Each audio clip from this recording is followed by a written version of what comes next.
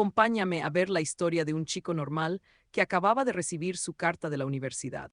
Pero antes de celebrar, el famoso camión del destino lo mandó al otro mundo en un segundo, diciendo adiós a su sueño de encontrar novia al llegar al campus universitario. Al abrir los ojos, despierta en un mundo de fantasía bajo el nombre de Jan Raven. Pero nada de lujos, esta vez nació como el humilde hijo de un pobre campesino. Para colmo, nació con el cabello negro y su familia no tiene ni donde caerse muerta. Años después, sus padres y hermanos mayores salieron a buscarse la vida trabajando duro, dejándolo solo con su hermana pequeña, vagando por el campo en busca de algo que comer.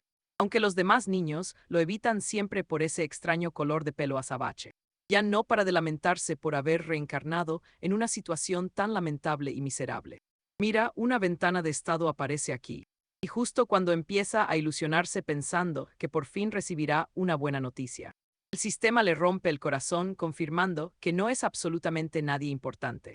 Aunque a Jan no le sorprende tanto, tampoco es que esperara algo grandioso de este mundo. Siendo hijo de campesinos, su única meta real es seguir trabajando la tierra como su padre. Sin embargo, él confía en que podría triunfar en cualquier cosa si se pone a estudiar en serio. Eso lo hace preguntarse si habrá algún lugar en este reino que lo acepte de verdad. Tras darle pescado asado a su hermana, le propone ir a buscar algo de postre. Se adentran en el bosque y la pequeña empieza a comer bayas silvestres con gusto. Ella se divierte, pero de repente una bestia aterradora aparece acechando entre las sombras. Antes de reaccionar, el monstruo se lanza sobre ellos y resulta ser un oso gigante. El rugido los paraliza de terror, pero Jan abraza fuerte a su hermana para intentar protegerla. Justo cuando la bestia está a punto de atacarlos con sus garras.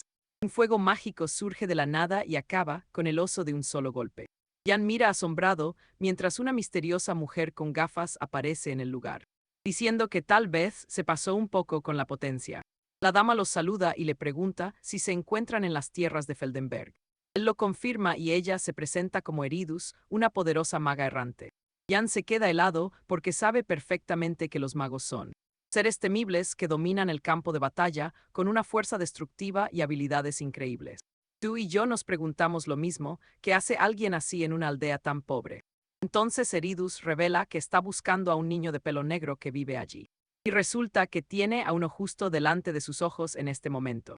Ella quiere saber si hay algún otro chico de cabello oscuro además de Jan. Jan dice que es el único y Eridus comprende que por fin ha encontrado al elegido. Él no puede creerlo, ya que no tiene idea de qué está hablando esta mujer. Su maestro, el gran mago del espacio-tiempo, le ordenó venir a estas tierras para convertir a ese niño en su nuevo discípulo, prometiéndole que grandes cosas pasarían si lograba cumplir con esa misión. Como ahora tiene a Jan enfrente, la maga no tiene ninguna duda. Se pregunta si basta con llevarse al chico y empezar su entrenamiento mágico. Jan está confundido, los magos son peligrosos, pero siente que Eridus es alguien de fiar. Además, no hay que olvidar que derrotó a ese oso de un solo impacto. Un poder brutal, ¿no crees? Jan le pregunta a Aristea sobre su magia y ella nota su gran curiosidad. Bienvenidos todos a este viaje épico. Jan le confiesa que siempre había pensado que la magia era algo aterrador, pero verla con sus propios ojos le hace creer que es algo totalmente increíble. Aristea le explica que no es para tanto y que él podría dominarla si aprende. De hecho, le asegura que cualquier persona tiene el potencial de aprender las artes mágicas. Jan se queda de piedra al escuchar semejante revelación por parte de su maestra.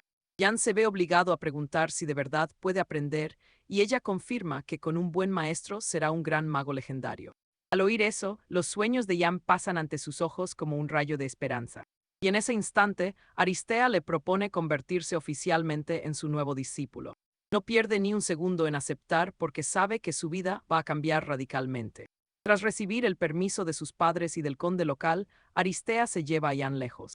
Aristea le dice a Jan que debe trabajar duro por la oportunidad que ha recibido, y Jan le asegura que no la va a desperdiciar. Para empezar su viaje, Aristea le lanza un libro enorme justo delante de su cara.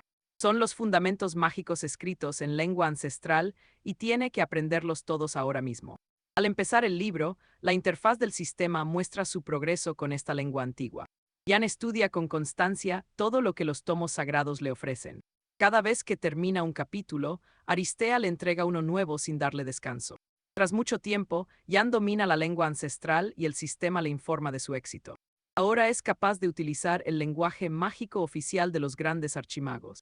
Le ha llevado 7 años lograrlo y Aristea da por terminada su formación teórica, lo que significa que es hora de pasar al siguiente nivel de su entrenamiento. Ahora Aristea lanza a Jan al vacío, prestad mucha atención a lo que sucede ahora. Mientras cae, grita de miedo preguntándole a su maestra si no está yendo demasiado rápido con su entrenamiento. Le recuerda que solo ha estudiado idiomas durante todos estos años de aprendizaje. Aristea le grita con todas sus fuerzas que escuche la voz, pero todo esto resulta muy confuso para el pobre Jan. Él se pregunta qué está pasando. ¿Qué voz debe oír mientras cae al vacío si solo escucha el rugir del viento fuerte? De repente, una voz extraña comienza a resonar directamente en su cabeza. Expresa su asombro al ver a un simple humano volando por los cielos. Jan se asusta, pero al mismo tiempo reconoce que se trata de la lengua ancestral. Al escuchar la voz y manipular el viento, Jan consigue su nueva habilidad, magia de viento. Yo también pensé que no lo contaba, mirad cómo aterriza sano y salvo ahora. Su maestra se burla de él mientras le explica los misterios de la gran naturaleza. Aristea dice que los magos toman prestado el poder natural comunicándose con estos misterios. En eso consiste básicamente toda la esencia mágica. Como ya puede oír la voz del viento, su entrenamiento debe continuar. Su maestra le indica que es momento de buscar la siguiente voz misteriosa del mundo. Jan le asegura que está totalmente listo para vivir esta nueva experiencia. Aristea le revela que su próxima prueba será el elemento del agua.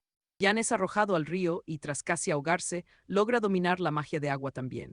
Después de esto, Aristea le dice que solo queda por aprender la magia de hielo. Pronto acaba en una llanura helada donde casi muere congelado por el frío extremo. Lo aprende enseguida y su maestra le felicita, diciendo que su velocidad de aprendizaje es algo realmente increíble. Ya ni puede responder de cansancio, creedme, esto no ha hecho más que empezar. Preparaos porque hoy vamos a ver cómo nuestro protagonista rompe todos los límites de la magia. El joven Jan casi se orina encima al verse rodeado por un infierno de llamas voraces. Tras rozar la muerte, consigue dominar finalmente el poder elemental del fuego. Sin descanso, Lady Elara le ordena que ahora debe domar el elemento de la tierra. Jan se adentra en una gruta oscura, donde una voz misteriosa le propone un extraño acertijo. El problema es que no entiende nada de lo que escucha. Cree que no tiene talento para la tierra y que necesita entrenar mucho más sus otras habilidades. De pronto, una ventana de estado aparece ante él. El sistema le informa que tiene puntos extra para mejorar su maestría mágica de inmediato. Jan se queda de piedra al ver que puede manipular su propia ficha de personaje. Básicamente, se ha convertido en un jugador tramposo dentro de este mundo. Fijaos bien, porque aquí es donde Jan decide usar su as bajo la manga para comprender el elemento tierra. En cuanto gasta los puntos, un resplandor cegador inunda toda la pantalla del sistema. Al disiparse la luz, por fin puede escuchar cómo la Tierra se comunica directamente con su mente. Nuestro héroe se siente aliviado por haber superado este difícil reto. Decide que es hora de salir para darle la buena noticia a su exigente maestra. Usa un hechizo de fuego para encender su antorcha y así iluminar el camino de salida. De repente, una voz tétrica en su cabeza le susurra que detesta profundamente la luz. Jan está totalmente aterrorizado por eso. Pregunta si es la tierra quien habla, pero la entidad le responde con un frío no. Esa voz le confiesa que ella es la mismísima oscuridad. Poco después, Jan corre emocionado fuera de la cueva gritando que ha logrado el éxito. No solo domina la tierra, sino que también ha despertado la magia de las sombras. Seguro que no os esperabais esto, y creedme, Lady Elara tampoco puede creer que él escuchara la oscuridad. Jan observa la cara de absoluto asombro de su mentora ante tal revelación. Le pregunta tímidamente si se encuentra bien tras la noticia. Ella simplemente lo llama por su nombre y anuncia que deben bajar ya de la montaña. Él pregunta entusiasmado hacia dónde partirán, pero ella aclara que no es lo que él imagina.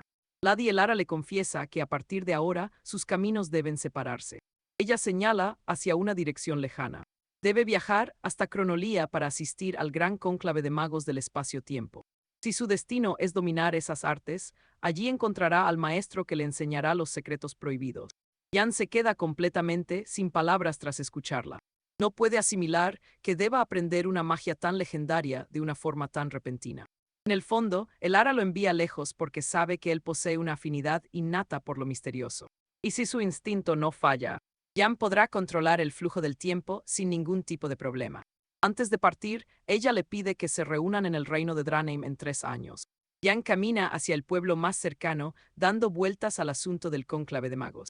Aunque todo fue muy precipitado, la emoción por lo que está por venir lo mantiene motivado. Entonces escucha a un hombre dando un aviso.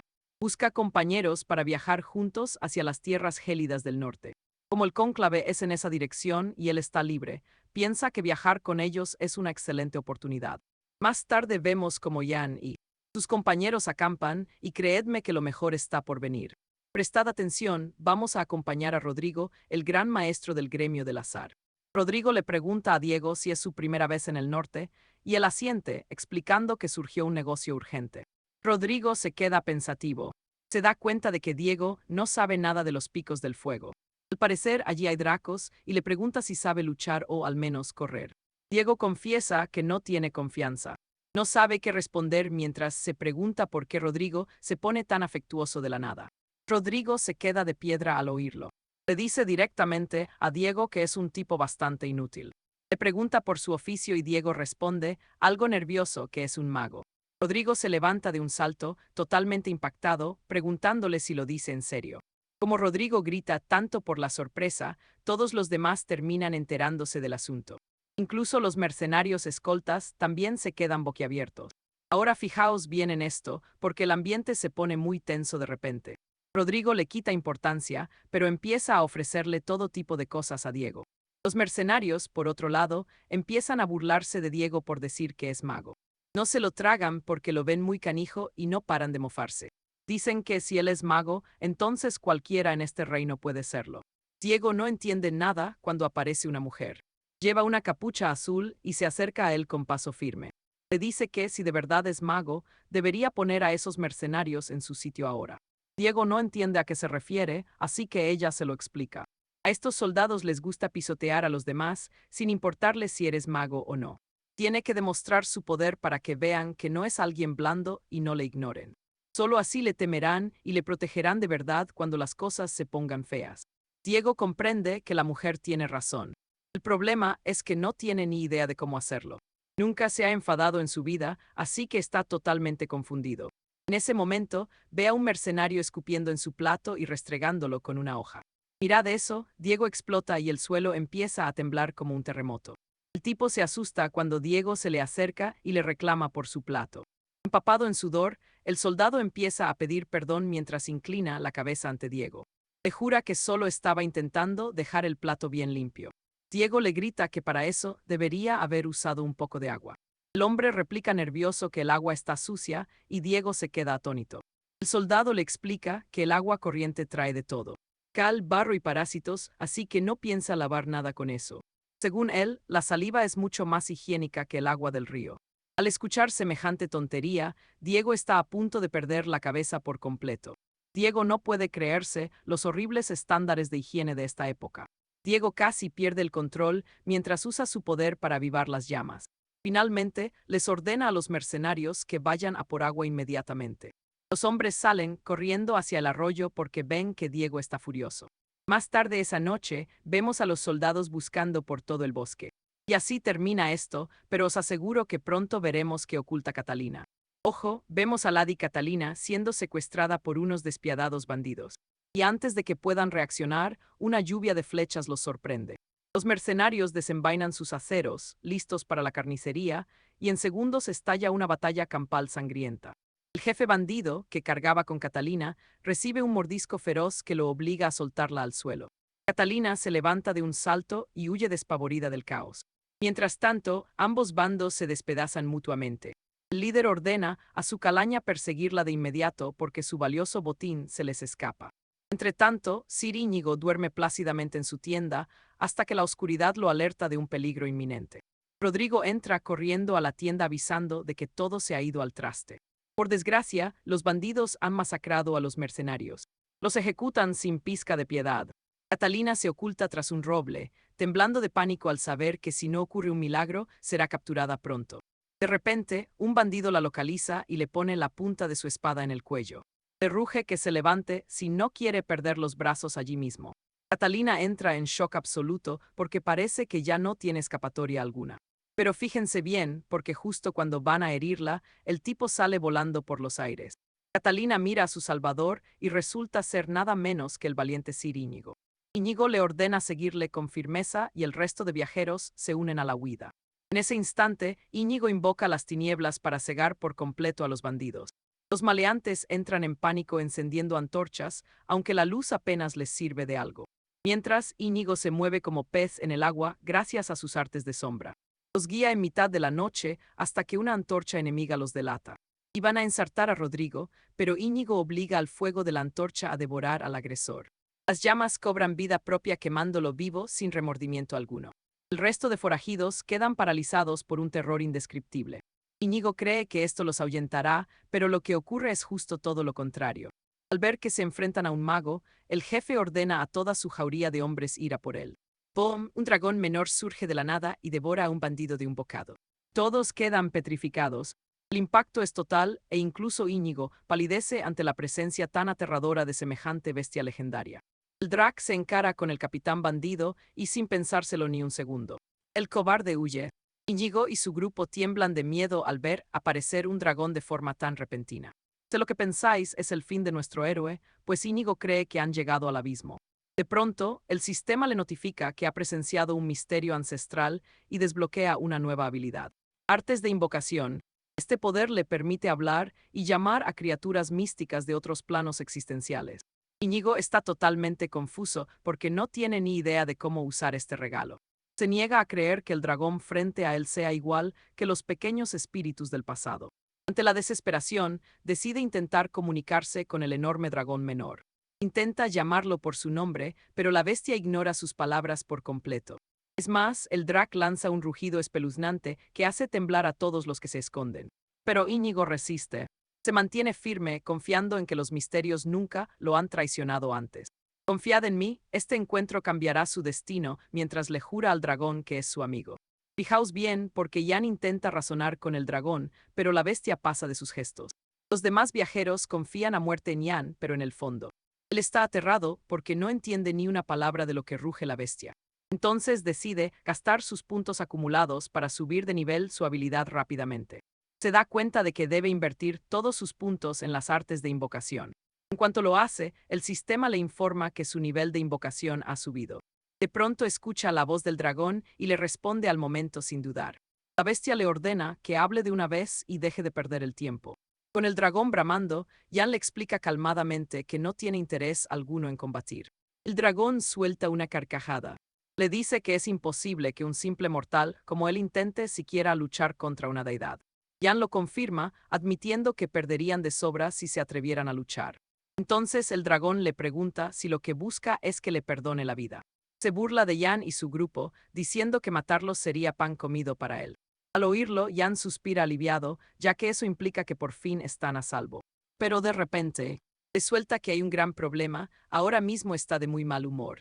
La bestia ruge otra vez, arrodillando a los viajeros de puro miedo, mientras Jan desespera. Jan comprende que su única opción es seguir adelante con el plan. Le pregunta directamente cuál es el motivo de su mal humor y qué le pasa. El dragón le cuestiona por qué demonios debería darle explicaciones a un humano.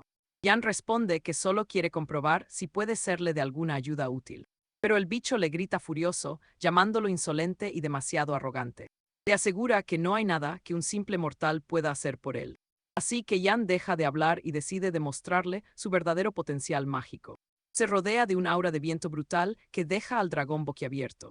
Jan menciona que solo es un humilde mago que busca los misterios del mundo. Y por eso espera ofrecer su modesta fuerza para ayudar a la gran bestia. Tras captar su atención, Jan sabe que ha llegado el momento de negociar en serio. Jan respira tranquilo al notar que la sed de sangre del dragón ha desaparecido, lo que significa que ha evitado el peligro de muerte inmediata. Decide que es hora de dejarle claro de qué pasta está hecho, para evitar que el dragón abuse de él con peticiones absurdas. Recuerda que su maestro le advirtió que no hay magia sin una conexión con las artes místicas. Por eso el vínculo que forja con los misterios del mundo es tan vital. Eurídice le enseñó que cada entidad mística posee una personalidad única. Por lo cual, siendo mago, debe entender y empatizar con lo que siente cada misterio que invoca. Fijaos, porque Jan descubre que lo más importante en la magia es la psicología social. Decide probar suerte y abre su ventana de estado para buscar una solución. Encuentra las técnicas de invocación experta, justo lo que le hacía falta. Empieza a leer y se queda de piedra con lo que descubre. Aprende que debe ofrecerle alcohol y que cuanto mayor sea el cuerpo, más fuerte debe ser la copa. Tras el alcohol, su misión consiste en adular al dragón y hacerle la pelota todo lo posible. Seguro que ni vosotros ni yo esperábamos que este fuera el gran secreto.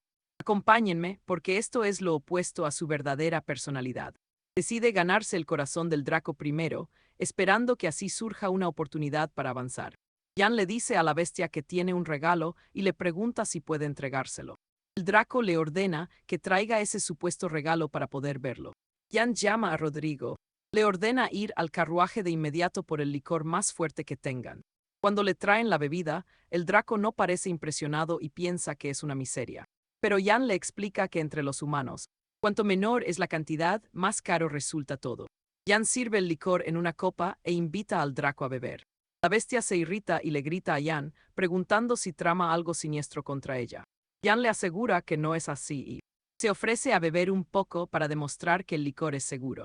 Jan se lo bebe de un trago y así logra probarle al dragón que no hay peligro. Casi se desmaya por lo increíblemente fuerte que estaba esa bebida. El Draco admite que es seguro, pero al mismo tiempo sigue sin estar cómodo por ese olor tan penetrante que desprende. Jan insiste en que lo pruebe, asegurando que quedará más que satisfecho. Miren esto, el Draco finalmente lo prueba y su cara se pone roja de pura emoción. Dice que no será delicioso, pero por alguna razón resulta ser muy adictivo. Jan aprovecha esto de inmediato, diciéndole que debería beber más, pues solo se pone mejor a partir de ahora. Tal como predijo, el Draco termina hundiéndose en el alcohol mientras más bebe. Se ha bajado más de 7 barriles y el tipo sigue en pie. Jan planeaba emborracharlo para escapar mientras la bestia se quedaba dormida. Pero ahora piensa que ese plan ya no es posible. Entonces, el Draco le recuerda la pregunta sobre por qué estaba de tan mal humor. Jan mira al Draco sorprendido de que por fin esté dispuesto a hablar con él. La bestia revela que su nido está mal ubicado y es muy pequeño comparado con otros. Aún así, su novia solía decirle que era un lugar muy relajante. Sé lo que piensan ustedes, Jan tampoco puede creer que el Draco tenga novia con esa cara tan fea. El Draco confiesa que no sabía que los demás ya se burlaban de ella a sus espaldas. Se sintió tan mal que eso lo obligó a terminar la relación. De repente, el Draco lanza un rugido cargado de dolor, suficiente para despertar a los viajeros antes de que volvieran a caer redondos. Jan siente lástima, pues sus sentimientos son iguales a los de cualquier humano. Es entonces cuando se da cuenta de que puede sacar ventaja de esto. Jan se levanta y le dice que usará su magia para arreglar su nido. La bestia no puede creer que Jan esté dispuesto a ayudarla. Pero Jan le aclara que a cambio, él también tendrá que hacer algo. Más tarde, Rodrigo despierta de su letargo al oír a Jan amenazar con arrancarle los dedos. Al despertar, todos se ven en la parte trasera de un carruaje tirado por Jan. Y así termina, con Catalina preguntando si el Draco por fin regresó a su nido. Atentos, porque Jan les suelta que el Draco los está esperando. Reek entra en pánico, temiendo que la bestia solo espere para devorarlos a todos. Pero entonces, Jan les aclara la situación. El Draco le espera tras pactar una tregua bajo la condición de ayudar a los nobles viajeros.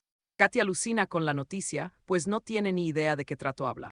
Mientras tanto, el resto del grupo ya están celebrando que el mago se haya sacrificado por su seguridad. Básicamente, Jan le dijo al Draco que liberara a los viajeros a cambio de arreglar su nido. Antes de que Jan reaccione, Reek y los suyos le dedican una canción épica. Cantan con toda el alma sobre cómo nuestro mago derrotó a la bestia. Casi convierten a Jan en una deidad a la que deben adorar y proteger. Jan se queda flipando, sin entender qué demonios está diciendo este grupo. Antes de irse, les advierte que no se muevan, pero que preparen la salida para cuando él regrese. Tras marcharse, hacen un recuento del grupo, pero atentos aquí porque Katy desaparece sin avisar. Poco después, Jan llega al nido del Draco y hasta él se queda impactado.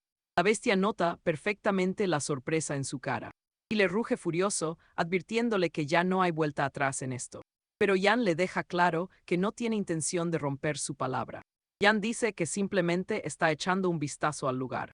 Resulta que Jan está molido tras usar la lengua antigua y solo quiere arreglar el nido para poder irse a dormir. Jan invoca entonces a la tierra, diciéndole que necesita pedirle un favor importante. Pero la tierra le grita que no está para bromas ni tiene humor hoy. Jan no puede creer que la propia tierra esté enfadada con él. Cuando el Draco pregunta por la charla, Jan revela que la Tierra se niega a hablar. Una locura, ¿no os parece? De todas formas, planea insistirle en cuanto se le pase el enfado a ella. Al oír esto, la criatura se rinde y deja de intentar arreglar su hogar, diciendo que esto solo confirma que su ex no era su alma gemela. Se presenta oficialmente como Longtail y le pide a nuestro joven protagonista que sean amigos. Jan acepta encantado y ambos sellan su nuevo vínculo de amistad. La interfaz le avisa de que ha obtenido una habilidad para invocar a Longtail siempre que lo necesite. Aunque son buenas noticias, Jan se siente mal por no haber podido hacer nada por su nuevo amigo. En ese momento, Longtail le enseña su cámara del tesoro repleta de objetos valiosos. Le dice que coja lo que quiera porque para eso están los amigos. Jan alucina al ver la cantidad de riquezas que hay en esa sala. Recuerda entonces que su maestro decía que a los dragones les encanta acumular oro. Y como Longtail es pariente de los dragones, es lógico que él también posea su propio botín legendario y brillante. Jan mira las joyas, deseando que la tierra pudiera verlas para que escuchara por fin su petición. De repente, una idea brillante cruza por su mente. Le pregunta a Longtail si le importa que haga unos garabatos en el suelo. Entonces dibuja un círculo mágico que su antiguo maestro le enseñó hace tiempo. Su maestro decía que si un espíritu se enfada, basta con darle un regalo mediante un círculo mágico. Jan pone una joya en el centro e invoca de nuevo a la tierra. Ella responde, pero antes de que se queje, él le ordena alisar las paredes. Vaya soborno a la naturaleza, no os perdáis lo que viene ahora. Acompañadme a ver cómo la tierra obedece sus deseos. Usando magia ancestral, transforma el nido por completo, dejando al gran dragón cola larga totalmente impactado por tal despliegue de poder. De hecho, el noble animal está tan fascinado por la perfección del refugio que casi rompe a llorar de pura alegría. Cola larga queda maravillado y le agradece profundamente al joven caballero Elian su ayuda. El dragón dice que ahora podrá cuidar de su alma gemela y proteger a sus crías en este nido. Estarán a salvo por fin. De pronto, Elian empieza a sentirse agotado y, sin previo aviso, la sangre comienza a brotar de su nariz. Cola larga le pregunta qué sucede justo cuando Elian se desploma contra el suelo y pierde el conocimiento por completo. El dragón lo sujeta con desesperación, gritándole que resista mientras entra en pánico al no saber qué hacer. Prestad mucha atención a esto. Hará cuando escuche la voz de Catalina a lo lejos, llamando desesperadamente al caballero. El dragón la interrumpe de inmediato con un rugido agresivo, convencido de que ella viene para dañar al caballero. Sin embargo, Catalina le ruega que se calme, asegurándole que es amiga de Elian para no ser devorada. Al oír esto, la criatura se tranquiliza y permite que la joven revise el estado del chico herido. Poco tiempo después, Elian recobra el sentido y lo primero que busca por instinto es su preciada reliquia de comunicación mágica. Apenas ha despertado cuando estira el brazo hacia un lado, intentando encontrar a ciegas su terminal entre la hierba. Sin saberlo, está descansando sobre el regazo de Catalina y termina tocando las manos de la joven dama. Se pregunta por qué su reliquia se siente tan suave hoy sin molestarse siquiera en abrir los ojos todavía. Sigue presionando la mano de Catalina, convencido de que tiene el metal frío de su artefacto entre los dedos. No es hasta que la voz de ella resuena en sus oídos que comprende que no ha vuelto a casa. Abre los ojos, se ve recostado sobre la chica y se pone en pie de un salto por el susto. Se queda atónito al ver a Catalina en el nido y le pregunta qué hace en este lugar peligroso. Como ella fue testigo del suceso, le pide que descanse un poco más, ya que parece que su mente todavía está algo confundida. Pero Elian se niega y se levanta de un golpe mientras piensa en lo sucedido. Vosotros y yo sabemos que forzó demasiado su nivel al intentar comunicarse con el gran dragón. En ese instante, Elian se da cuenta de que Catalina debió ver todo el espectáculo de su desmayo. Y el pobre casi muere de pura vergüenza. Elian pregunta entonces por Cola Larga, y Catalina le revela que el dragón se marchó de repente hace poco. El joven se pregunta si ya habrá ido al encuentro de su amada en las montañas. Elian se disculpa por haberle causado problemas, pero ella le asegura que no tiene importancia alguna. Entonces el chico comprende que Catalina debió de ser muy valiente para pasar frente al dragón. Ella confiesa que simplemente le dijo a la bestia que era su amiga y el guardián cedió. Tras terminar la conversación sobre cómo logró entrar, Catalina le dice a Elian que hay algo muy grave que debe confesarle ahora mismo. Revela que el brutal ataque de la noche anterior ocurrió únicamente por culpa de su presencia allí. Elian se sorprende y comprende por qué la joven estaba temblando tanto de terror la pasada madrugada. Entonces le pregunta directamente si ella está aliada con los forajidos que asaltaron el campamento. Pero ella lo niega ofendida, preguntándole qué parte de su aspecto parece el de una maldita criminal. Elian intenta defenderse. Dice que su cara la delata, pues en las leyendas la dama hermosa siempre lidera a los villanos. Catalina decide entonces revelarle un secreto que él ignora, confesando que su verdadera identidad no es la que aparenta. Elian no se sorprende al escuchar estas palabras, y se queda esperando a que confiese ser la princesa, verdad que lo veíamos venir. Bienvenidos, Lucía confiesa que su nombre real pertenece a la prestigiosa casa de Valmonte. Ella revela que esos bandidos la perseguían enviados por su prometido para poder secuestrarla. Al oír esto, Rodrigo piensa que solo se trata de una simple pelea de enamorados. Pero al ver su reacción, Lucía le aclara de inmediato que no es lo que imagina. Ella planeaba huir muy lejos, donde ese hombre nunca fuera capaz de encontrarla jamás. Sin embargo, tras lo ocurrido anoche, ha perdido toda confianza en poder escapar por sí misma. Por ese motivo, le suplica a Rodrigo que la ayude a cruzar la frontera. Él le pide que se calme, pues necesita entender los motivos reales de su huida. Le pregunta directamente si su futuro esposo ha cometido algún acto atroz contra ella. Ella explica que los Valmonte son varones que gobiernan las tierras de la región de Valoria. Pero al no tener suficientes caballeros a su servicio, siempre estaban expuestos a ataques externos, debido al peligroso rumbo que estaba tomando su linaje familiar. Comprendieron que acabarían siendo destruidos por las constantes guerras territoriales. Para evitar esto, mirad esto con cuidado, los Valmonte la comprometieron con un excapitán mercenario que lideraba al grupo más influyente y temido de la época. Gracias a eso, las fuerzas externas que acechaban a su familia finalmente se retiraron. Al principio, todo parecía marchar perfectamente para la noble casa. Su prometido parecía más que satisfecho con su nuevo estatus como yerno de un varón. Pero pronto abusó de su posición, creando un harén y tratando a Lucía como una completa tonta. Cuando sus padres ya no pudieron soportar más esa humillación, exigieron formalmente que el compromiso matrimonial se rompiera de inmediato. Fue entonces cuando todo se volvió oscuro y ese hombre envenenó a sus padres. Rodrigo queda totalmente impactado al escuchar semejante crueldad por parte del villano. Ella confiesa que él mató a sus padres para no perder su estatus, llegando incluso a silenciar a todos los sirvientes del castillo. Tras escuchar el relato, Rodrigo se da cuenta de que se enfrenta a una verdadera escoria. Lucía añade que, por mucho que ese tipo actúe como un ser todopoderoso, sin el matrimonio legal con ella, él no es más que un simple plebeyo. Básicamente, tampoco tendría derecho alguno a heredar la gran fortuna de la familia. Por esa razón, ella logró escapar del castillo con la ayuda de un sirviente fiel. Estaba dispuesta a morir antes que unir su vida a la de ese monstruo. Fijaos bien, porque sabemos que él no parará hasta obligarla a casarse. Ante esto, Lucía no tiene otra opción que implorar a Rodrigo que la ponga a salvo.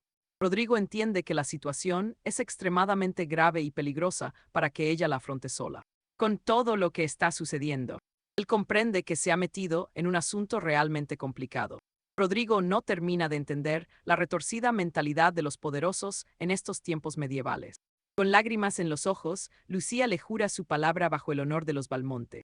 Él le pregunta por qué lo eligió y qué haría si él decidiera traicionarla.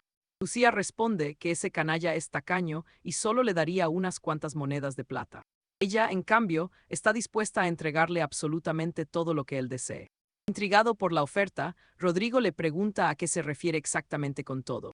Ella le asegura que podría entregarle incluso el mando total de la casa Valmonte. Rodrigo reflexiona y se da cuenta de que eso incluiría un posible matrimonio.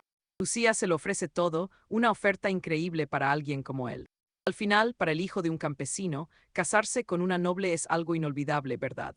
Acompañadme en esto, porque él se pregunta qué pasará con su carrera de mago si todo cambia.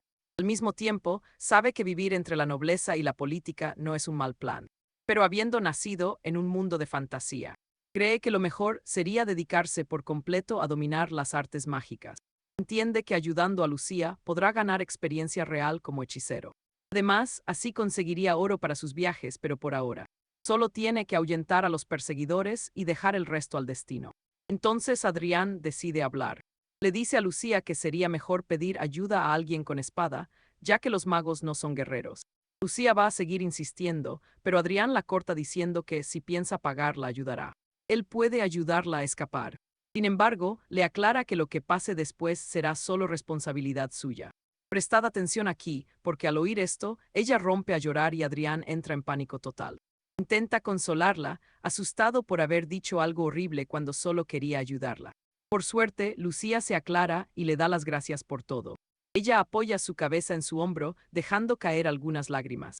Después de que ambos terminan, salen y Adrián se sorprende al ver a Aurion bronceándose para ver a su novia. Aurion se alegra de verlo y le pregunta cómo se encuentra de salud. Adrián le asegura que está bien y dice que es hora de bajar porque todos los están esperando ya. Adrián agradece el regalo a Aurion y este le asegura que no es nada importante. Luego le dice a Adrián que suba a su lomo para llevarlo volando.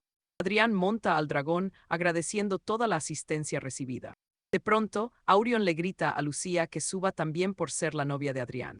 Adrián aclara rápido que el dragón lo ha entendido todo mal. Mientras ellos discuten, Lucía se queda totalmente perdida, preguntándose de qué demonios están hablando esos dos. Entonces Adrián le extiende la mano para que suba con él.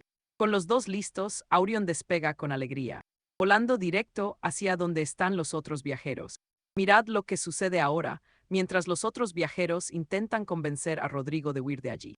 Rodrigo observa mientras dos de ellos, los mercaderes, discuten sobre si los bandidos tendrán valor para quedarse o huirán pronto. Sin embargo, cuando le preguntan su opinión a Rodrigo, él les responde tajante que deben esperar al mago. Al que apoya la idea le encanta oírlo, pero el otro se pone furioso por la espera. Rodrigo espera a Adrián porque está seguro de que no ha muerto, no parece un hechicero débil. Mantienen esa fe hasta que, 10 minutos después, los bandidos atacan. Les dan tal paliza que Rodrigo se arrepiente de no haber escapado antes. El líder de los bandidos les grita con fuerza. Ordena que dejen de llorar prometiendo que sus muertes serán rápidas. Rodrigo le suplica al líder del parche, quien le exige que entreguen a la chica. Rodrigo pregunta a qué se refiere, y el bandido explica que buscan a una chica de cabello azul. Así que les advierte que no intenten hacerse los tontos con él. Ahí es cuando comprenden que los bandidos solo buscan a Lucía. Y aquí está el giro, porque cuando van a buscarla, se dan cuenta de que ha desaparecido por completo. Fijaos bien, este bandido cree que se burlan de él y desenvaina su acero, listo para la masacre. Pero de repente, divisan a Jan en la lejanía. En cuanto ven que Jan se acerca, el grupo sabe que ya están a salvo. Pero el líder no. No sabe qué ocurre hasta que ve a un draco cargando hacia ellos. En vez de preocuparse por el peligro, su mirada se clava en Lucía, que cabalga al draco. Pero cuando sus hombres al fin le advierten del desastre, les grita desesperado, ordenándoles que huyan por sus vidas. Tras la huida, Rico le dice a Lucía que agradezca estar con el mago o habrían acabado con ella. Lucía no puede creerlo. Ese hombre le tiene lástima, cuando es él quien parece haber sido apaleado con un ladrillo en la cara. Uno de los mercaderes lanza la pregunta más importante: ¿cómo sabían esos bandidos quién era realmente Lucía? Su colega responde: es cierto, porque empezaron a buscar a Lucía en el mismo instante en que llegaron allí. Algo bastante horrible para tipos que vienen de la mismísima iglesia del Dios celestial. Al oír el nombre, Jan recuerda que hace mucho que no escuchaba nada sobre esa iglesia. Al parecer, la religión de este mundo es dicha iglesia, y su doctrina prohíbe convertir a los fieles en esclavos. Pero los traficantes de personas olvidaron esos mandamientos hace ya mucho tiempo. Jan se asombra de que, aun viendo al mago y al draco, no abandonen a Lucía. Son gente de lo más persistente en su maldad. Aquí es donde Jan comprende que la situación es bastante grave. Si esto sigue así, terminarán dándole caza a la chica pronto. Entonces Jan le pide a Cola Larga que le haga un favor muy especial. El draco acepta y Jan le ordena que ahuyente a los bandidos de una vez. De hecho, le aclara que puede matarlos si resulta realmente necesario. Cola Larga acepta encantado la petición al venir de un buen amigo. Sin perder tiempo, el draco va tras los forajidos, aunque Jan no desea realmente matar a esos hombres. Sabe que están en un mundo de fantasía medieval donde matar o morir es lo habitual a diario. Entiende que debe cambiar si quiere sobrevivir en este nuevo mundo también. Lo habéis visto, ¿verdad? Jan está forzando sus límites y su mente se nubla tras usar tanto lenguaje extraño. Se agarra la cabeza con dolor y Lucía lo sostiene con fuerza. Le ruega que tenga cuidado porque parece que se está sobreesforzando demasiado. Pero Jan le asegura que está bien. Mientras ambos están hablando de esto, Rico los observa y de inmediato asume que son pareja. Poco después, el grupo avanza y Jan descansa en el carromato para recuperar sus fuerzas.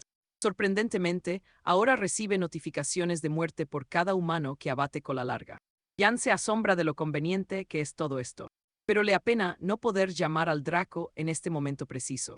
De pronto, Cola Larga lo contacta diciendo que ya se encargó y Jan le da las gracias. El Draco responde que es feliz siempre que sus acciones alegren a sus amigos.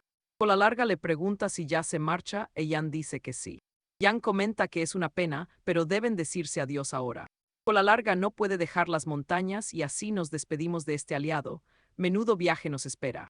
Antes de que terminen de hablar, prepárate, porque Cola Larga le pregunta si le interesa el gran misterio del Fénix. Pronto llegan a Villa del Río, pero Jan está muy distraído por lo que Cola Larga contó. Al parecer, Cola Larga mencionó que un fénix de hielo vive en las montañas del norte. Así que él insiste a Jan para investigar.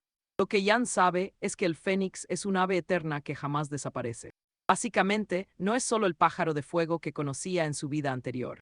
El fénix es un ave capaz de cambiar su forma según el ambiente donde habite, ya sea de hielo, viento, roca o similares. Se le conoce como un monstruo con una capacidad de adaptación legendaria. Aquí es donde tú y yo nos preguntamos si logrará invocar a semejante bestia. Al llegar a su destino, Ricardo camina hacia Jan para hablar con el joven mago. Le cuenta que planean visitar al señor feudal de estas tierras y quiere saber si vendrá con ellos. Jan lo piensa un segundo y comprende que, para que Lucía pueda escapar sin peligro alguno, es mejor que ella no llame la atención de alguien tan importante como el gobernador local. Ricardo insiste a Lucía para que los acompañe, ya que no tiene ningún lugar donde ir. Pero Jan interviene rápido, diciendo que él y Lucía descansarán en la posada antes de seguir con su largo viaje. El grupo se queda en shock, y Lucía le sigue el juego, apoyando su cabeza en el hombro de Jan para que crean su mentira. Ricardo suelta una carcajada porque resulta que tenía razón sobre que ellos dos estaban saliendo juntos. Cuando los demás se marchan, Lucía le pregunta a Jan por qué habla de forma tan educada con plebeyos. Jan responde que él es un plebeyo, siendo el hijo de un humilde campesino. Lucía le recuerda que ahora es un mago, pero Jan explica que elige este camino por su maestro. Básicamente busca imitar a su mentor, que siempre era alguien amable y muy cortés. Jan le pregunta por su siguiente plan y ella revela que busca al conde de Altamira, que es su tío por parte de madre.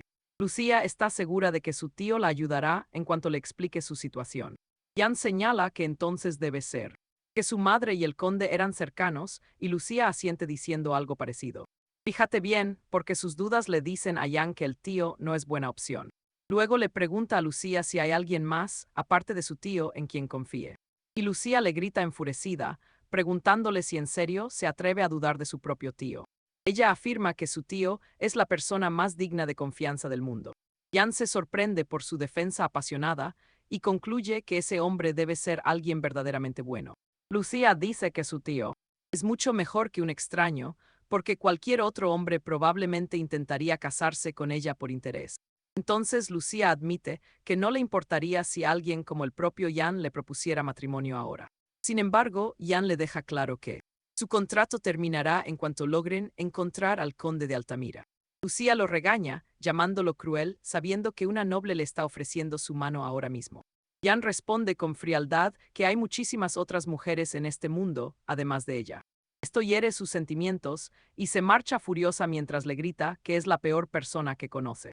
Poco después, llegan a la posada, y tú y yo sabemos que lo que viene será mucho más intenso.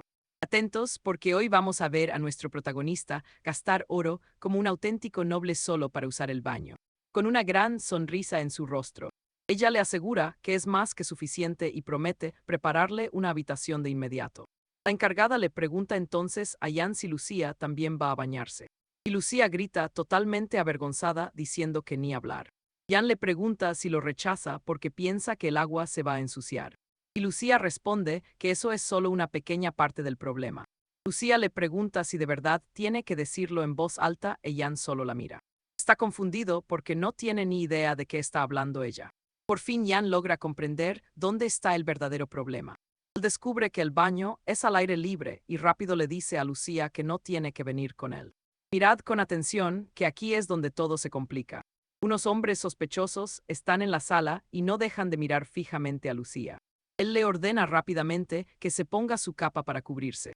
En lugar de obedecer, ella sigue discutiendo por haber usado su nombre real. Pero Jan la obliga a taparse la cara mientras le dice que es un estorbo. Sin embargo, esos tipos ya le han visto bien el rostro y todos están buscando cómo divertirse con ella.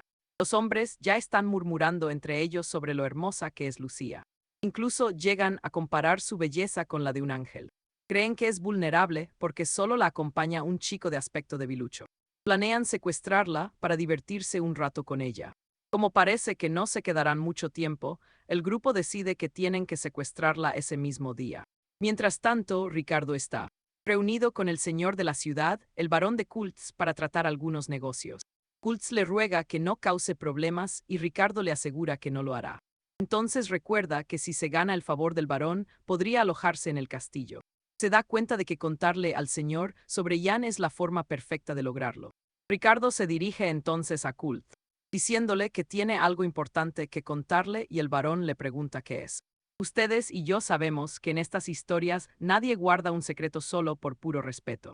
Ricardo revela entonces que durante sus viajes por el reino, se encontró con un poderoso mago que derrotó a los villanos para salvarlos. Habla de Jan como si fuera un dios, pero esto empieza a preocupar a Kult. Ricardo continúa informando que Jan está alojado actualmente en la posada del pueblo. Kult entra en pánico y le pregunta qué intenta decirle con todo eso. Al varón le preocupa que si el mago se enfada y libera un dragón en su tierra, todo acabe en caos.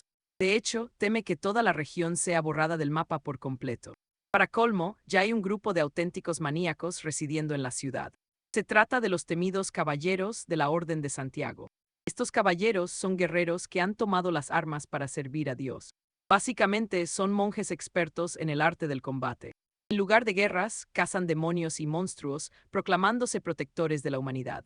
Kult teme que se desate el infierno si el mago y los caballeros se encuentran. Aterrado, Kult ordena a su comandante que le asigne una habitación a Ricardo. Y así termina esto, amigos. Veremos si nuestro mago sobrevive a esta tormenta. Al menos eso piensa él. Creedme, Jan prefiere razonar con caballeros que lidiar con un mago loco. De vuelta en la posada. Mientras cenan, Jan decide preparar el agua del baño él mismo al ver que el servicio de la posada tiene demasiado trabajo. Le ordena a Lucía que suba a su alcoba en cuanto termine de comer. Lo que no saben es que unos tipos sospechosos ya acechan a Lucía. Al acabar, sube las escaleras hacia su habitación, pero de pronto esos desconocidos le cortan el paso. Se le acercan con total naturalidad para que la joven no sospeche nada malo. Le mienten diciendo que Jan, su propio protector, es quien los ha contratado. El tipo enseña una moneda de oro afirmando que Jan quiere que la lleven a los muelles. Lucía se extraña muchísimo, pues pensaba que Jan estaba bañándose en ese preciso instante. El villano le miente asegurando que hubo un grave incidente en el patio mientras se preparaba el baño. Lucía entra en pánico. Está convencida de que los bandidos la han rastreado hasta el pueblo. Aterrorizada por la situación, no duda ni un segundo en seguir al desconocido. Mientras corren por detrás, de pronto ve a Jan preparando el agua tras la valla. Mirad esto, Lucía se queda helada, pero antes de reaccionar, le encasquetan un saco. Empieza a gritar con desesperación desde el saco llamando a Jan. Jan oye su voz, pero de inmediato uno de los criminales se lanza a por él. Jan esquiva el golpe limpiamente y el tipo termina estampado contra el suelo. Nuestro héroe comprende que estos tipos no son enviados del prometido. Cuando intenta levantarse para perseguirlos, otro de los matones le corta el camino. Jan, totalmente furioso, lanza un feroz ataque de magia de viento. Pero está al límite, el agotamiento por la magia previa le está pasando factura. Decide buscar una fuerza que lo ayude y la propia oscuridad responde a su llamada. Sin dudarlo, Jan invoca las sombras sobre esos desgraciados. Los aterroriza por completo, ya que solo él puede ver lo que ocurre. Agarra un palo y empieza a darle una paliza descomunal al villano. Mientras el tipo suplica ayuda, Jan ve a varios hombres acercándose a lo lejos. Está claro que el cobarde ha llamado a sus refuerzos. ¿Habéis visto eso? Ahora las sombras se esfuman y Jan exige saber dónde está Lucía. De repente, un puñal pasa rozando su cabeza y se clava detrás. Frente a él aparecen guerreros imponentes liderados por un anciano de mirada aterradora. Le pregunta directamente si fue él quien invocó esa oscuridad que acaban de presenciar. Resulta que este grupo son los temidos caballeros de Santiago. Jan responde con total confianza que él es el autor del hechizo. Aunque Jan parece muy valiente, puede sentir una sed de sangre inmensa saliendo del viejo. El villano aprovecha el momento y suplica a los caballeros que lo salven. Miente descaradamente diciendo que Jan intentaba matarlos sin motivo alguno. Escuchar tal sarta de mentiras solo enfurece todavía más a Jan. El anciano dice que todo encaja ahora que sabe que es un mago. Jan le pregunta a qué se refiere e inmediatamente el viejo responde que así es como actúan los magos de su clase. Afirma con desprecio que los hechiceros hacen siempre lo que les da la gana. Jan pierde los nervios al darse cuenta de que este hombre tiene una imagen totalmente basura sobre los magos. Y así termina, Jan le grita al viejo que deje de decir basura. Yago les aclara que aquel malnacido fue quien lo atacó primero. No ve ningún motivo para andar golpeando gente sin una razón. Prestad atención, porque nuestro protagonista está a punto de perder los papeles frente a todos.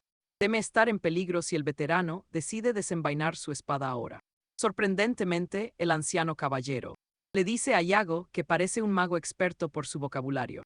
En este mundo, tener la lengua afilada es prueba de gran maestría. Un caballero interviene diciendo que ser hábil no justifica usar magia oscura. Yago le pregunta qué quiere decir exactamente con magia prohibida. Él responde que ocultarse en sombras es un insulto al sol divino. El guerrero afirma que esconderse en la oscuridad es un acto cobarde. Yago alucina al oír que la oscuridad es despreciable por rechazar al sol. Yago se da cuenta. Mirad bien, porque ya sabe que son fanáticos de la Iglesia Celestial. Decide darles una lección preguntando si el día y noche no coexisten. Cuestiona por qué existe la penumbra si lo divino solo habita la luz. Al escuchar sus palabras, todos se quedan mudos de la impresión. Yago continúa gritándoles sin mostrar ni un poco de piedad. Sentencia que él no creó las sombras, sino que existen por voluntad divina. Sus gritos son tan potentes que casi dejan sordo al caballero grandullón. Esto obliga a los jinetes a reunirse para discutir lo que dijo. Tras mucho deliberar, finalmente terminan dándole la razón a nuestro Yago. Admiten que sin permiso de Dios, nadie podría invocar sombras bajo el sol. Ahora que han entrado en razón, la cosa se va a poner seria. Yago les pregunta si puede irse ya porque su hermana fue secuestrada. El veterano comprende que el villano es un cómplice y Yago asiente. El tipo sabe que está acabado e intenta cambiar toda su historia. Pero el anciano ordena que se lo lleven detenido de inmediato. El líder le pide a Diego que se quede vigilando al maleante. Entonces le ofrece a Yago ayuda para rescatar a su hermana como disculpa. Poco después llegan al puerto y ven a los secuestradores huyendo. Los caballeros están furiosos al verlo y el anciano exige preparar su navío de guerra. Al escuchar su lema, Yago confirma que son caballeros y les pide que no usen el barco. Les explica que él mismo va a traer el navío hacia ellos. Deben lanzar los ganchos al barco enemigo en cuanto él lo acerque. El anciano se queda de piedra porque pensaba que Yago solo dominaba las sombras y jamás imaginó que también supiera usar el elemento del agua. Yago revela que ha alcanzado el grado de iniciado en muchas escuelas. El veterano se asombra, pues los magos de batalla solo dominan un tipo.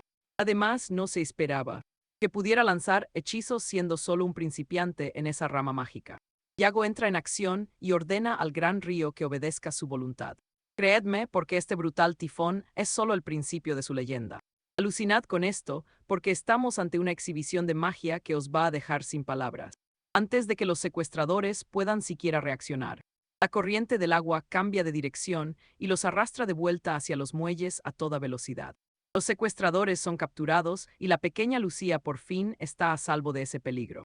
Lucía se lanza a los brazos de Iván, gritando su nombre con lágrimas en los ojos.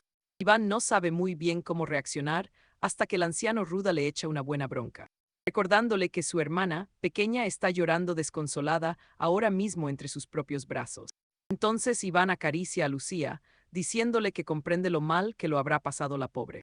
Pero mientras la consuela, solo puede pensar en lo mucho que necesita un buen baño caliente. Pero ojo, porque en este mundo, algo tan simple como un baño se va a complicar. Más tarde, Iván se relaja en el agua sin saber que el primogénito del conde, don Bernardo, se dirige hacia allí junto a su caballero de confianza, llamado Ansen.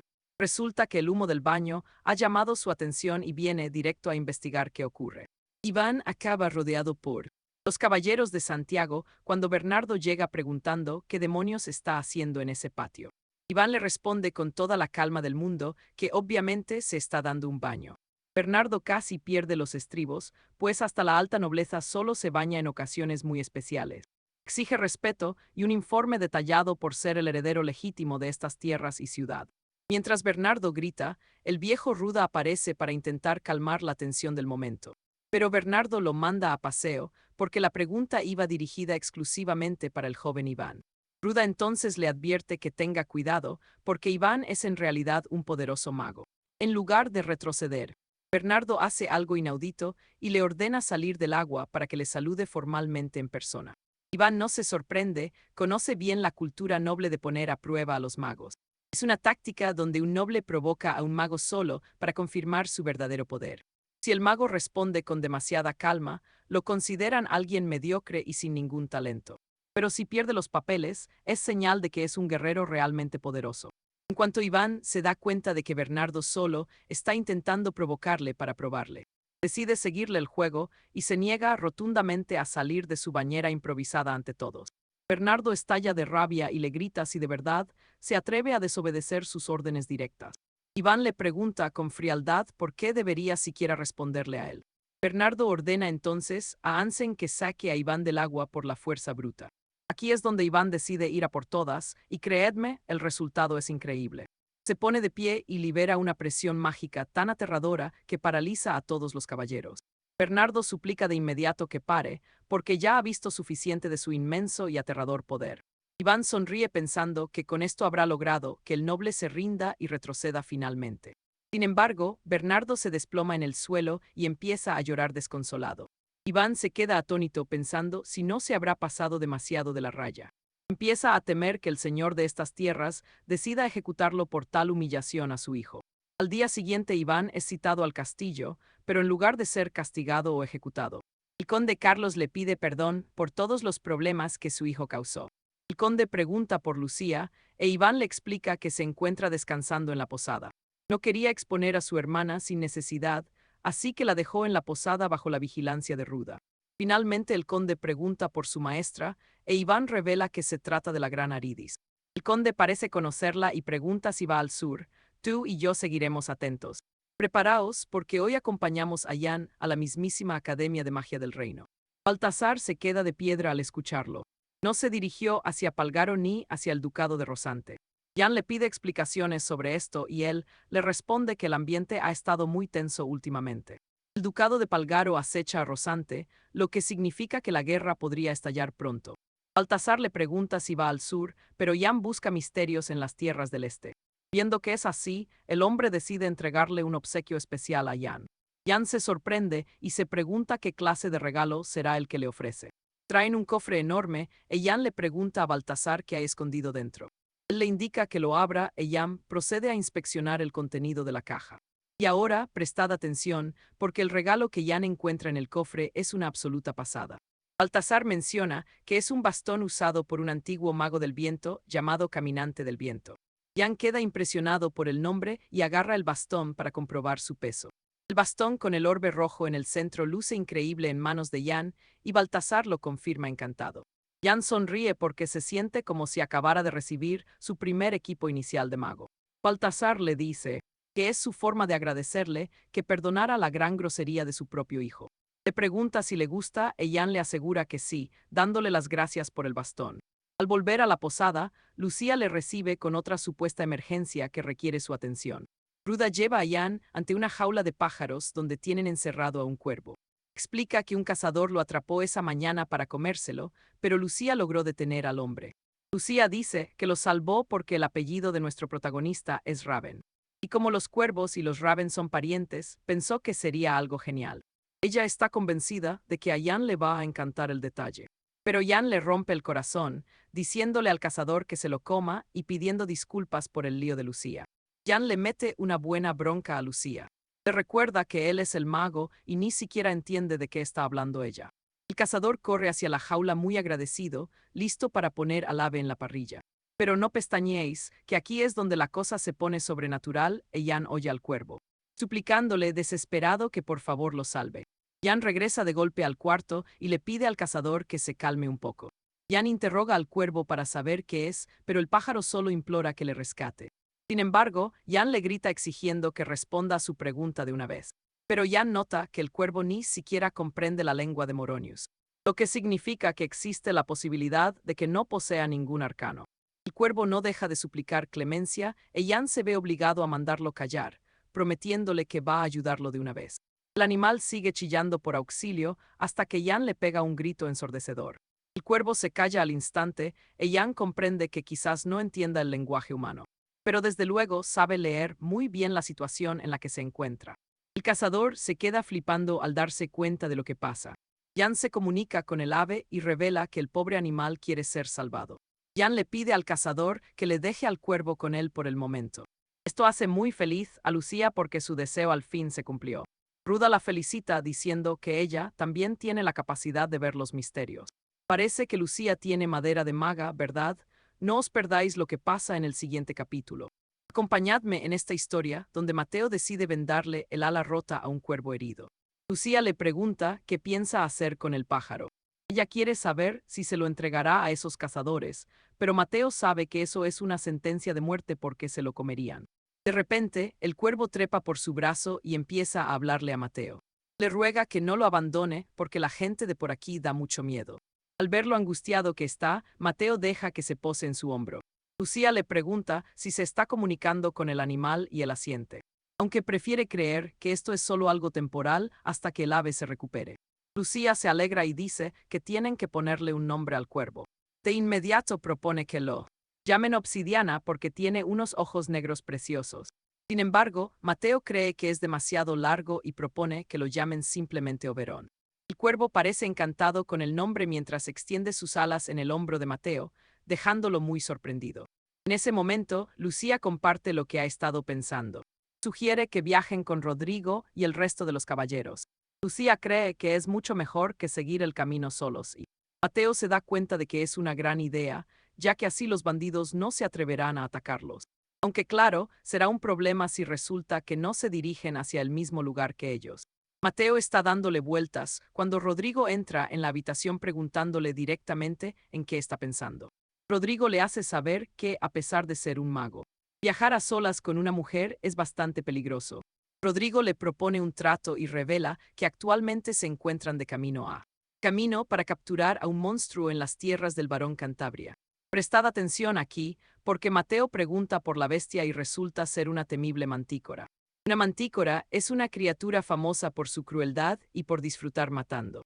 Mateo le pregunta si sugiere cazar a la mantícora juntos, pero Rodrigo se niega porque no quiere ponerlo en peligro. Sin embargo, añade que si está dispuesto a colaborar, ellos no van a detenerlo. Mateo se lo piensa un momento y le dice a Rodrigo que no le interesa. Pero Rodrigo lo agarra, rogándole que primero escuche lo que tiene que decir.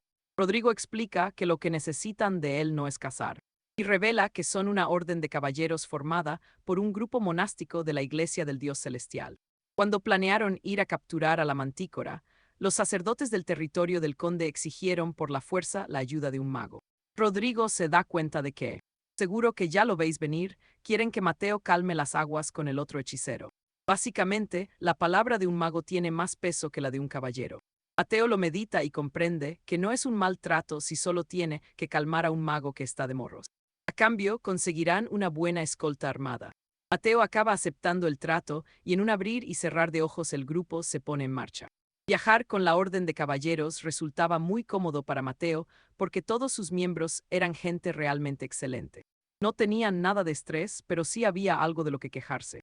En cada oportunidad que tienen los caballeros, siempre le piden que se ponga a estudiar las Sagradas Escrituras con ellos.